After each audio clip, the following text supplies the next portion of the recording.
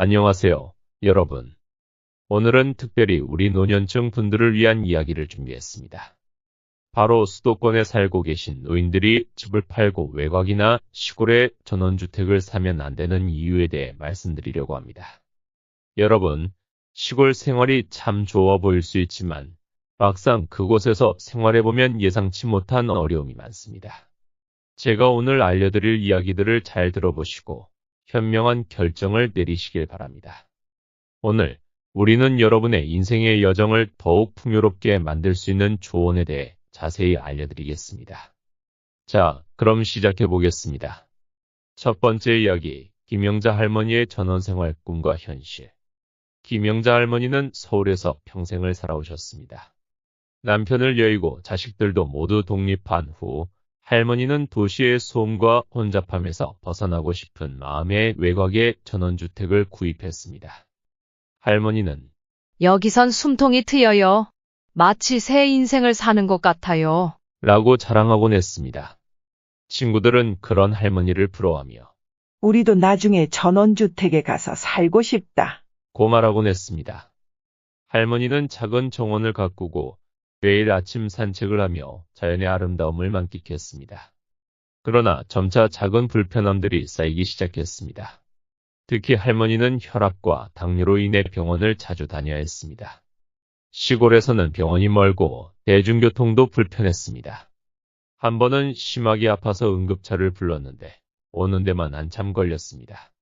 서울에 살 땐 병원이 집 근처에 있어서 언제든지 갈 수 있었는데 여기선 응급 상황에 대처하기가 너무 힘들어요. 한 번은 심하게 아파서 응급차를 불렀는데 오는 데만 한참 걸리더라고요. 그때 정말 무서웠어요. 라고 할머니는 속상해하며 말했습니다. 어느 날 할머니는 집에서 넘어져 다리를 다쳤습니다. 다리가 부러진 할머니는 스스로 일어설 수 없었고 휴대전화도 멀리 있어 도움을 청할 수 없었습니다. 무려 하루 종일 바닥에 누워있던 할머니는 마침내 이웃의 도움으로 병원에 갈 수 있었습니다. 그제 할머니는 전원생활의 현실적인 문제를 깨달았습니다. 병원에 가는 일도 큰 스트레스가 되었고 응급 상황에 대한 불안감도 커졌습니다. 이웃들과의 교류도 적어 점점 외로움을 느끼기 시작했습니다. 처음에는 자연 속에서 사는 게 너무 좋았는데 시간이 지나니까 외롭고 불안해지더라고요. 사람들과의 교류가 얼마나 중요한지 다시 깨달았어요. 라고 할머니는 말했습니다. 결국 김영자 할머니는 다시 서울로 돌아가기로 결심했습니다. 도시의 소음이 싫어서 떠났지만 가까운 곳에 병원이 있고 가족과 친구들이 있는 것이 얼마나 중요한지 깨닫게 되었습니다. 할머니는 자연도 좋지만 건강과 안전이 더 중요하다는 걸 배웠어요. 도시가 주는 편리함을 잊으면 안 돼요. 라고 말했습니다. 할머니는 다시 도시의 아파트로 돌아가며 이제야 진정한 안식을 찾은 것 같아요. 라고 말했습니다. 두 번째 이야기, 박철수 할아버지의 전원생활 도전과 좌절. 박철수 할아버지는 평생을 일하며 온 돈으로 외곽에 있는 작은 농가를 구입했습니다. 어린 시절 농촌에서 자란 기억이 있던 할아버지는 텃밭을 가꾸며 여유로운 삶을 꿈꾸었습니다. 할아버지는 이제 정말로 자연 속에서 여유롭게 살 수 있게 됐구나. 라며 기뻐했습니다. 할아버지는 매일 아침 일찍 일어나 텃밭을 돌보고 정원을 가꾸며 하루를 보냈습니다. 처음 몇 달 동안 할아버지는 그야말로 행복한 시간을 보냈습니다. 그러나 겨울이 다가오면서 상황이 달라졌습니다. 시골 생활은 생각보다 힘들었습니다. 겨울철에는 난방비가 많이 들었고 눈이 많이 오면 길이 막혀서 외출이 어려웠습니다. 도시에 살 땐 이런 걱정이 없었어요. 난방도 중앙 난방이었고 눈이 오면 금방 치워졌죠. 그런데 여기선 모든 걸 제가 다 해야 해서 너무 힘들어요. 나이 들고 힘도 없는데 눈 치우는 것만으로도 큰일이에요. 라고 할아버지는 힘들어하며 말했습니다. 어느 날 밤 갑작스런 폭설로 할아버지 집 앞이 눈으로 뒤덮였습니다. 할아버지는 눈을 치우느라 고생했고 그 과정에서 넘어져 다쳤습니다.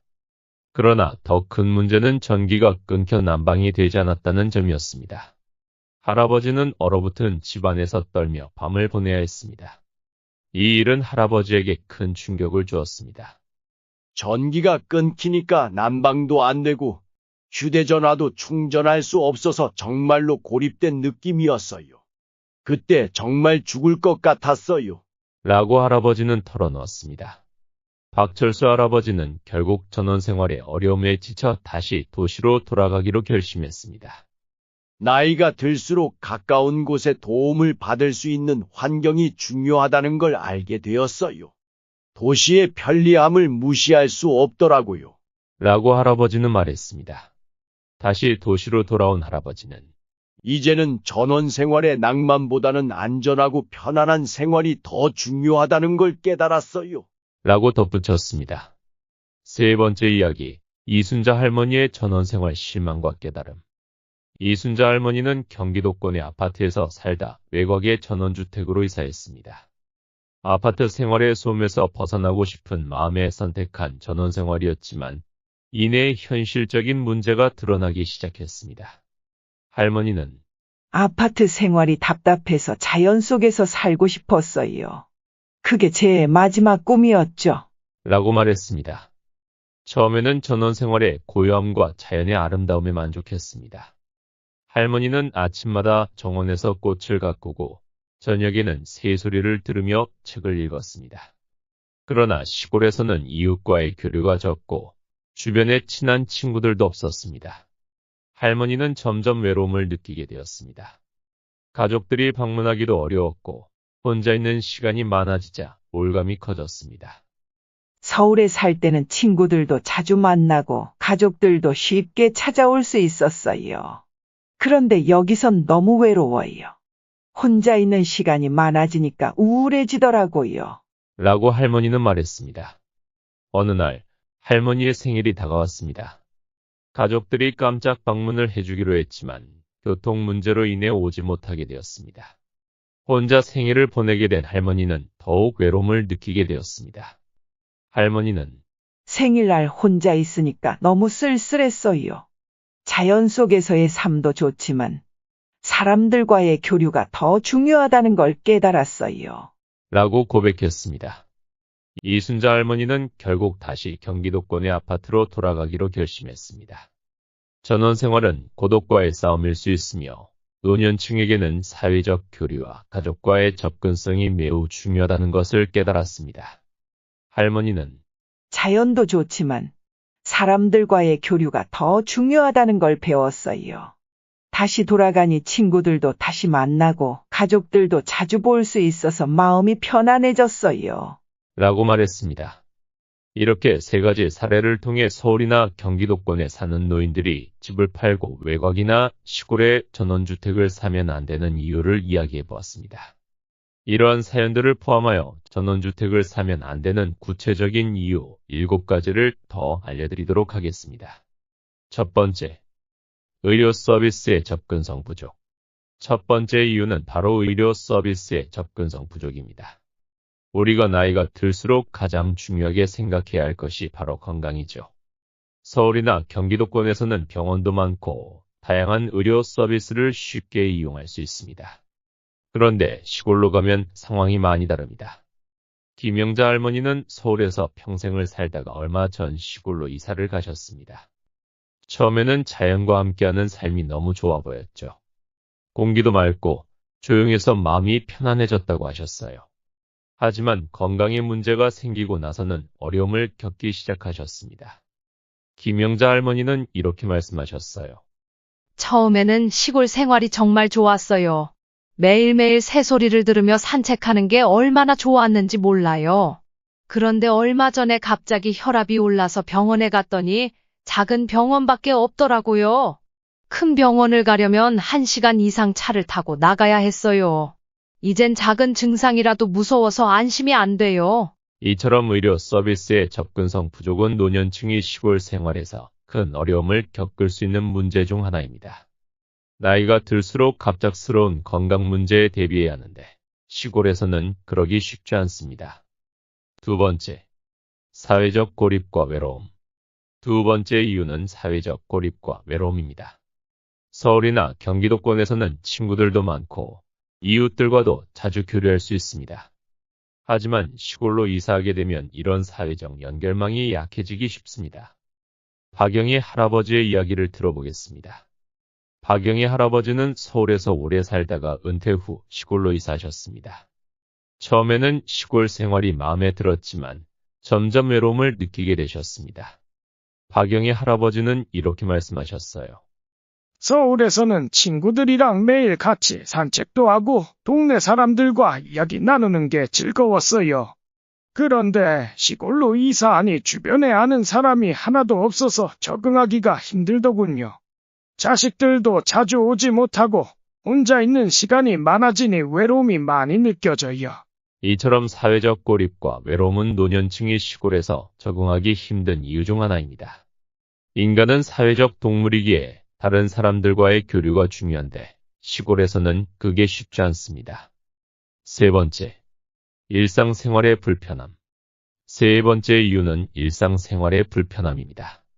외곽이나 시골 지역에서는 생활편의 시설이 부족하고 교통도 불편할 수 있습니다.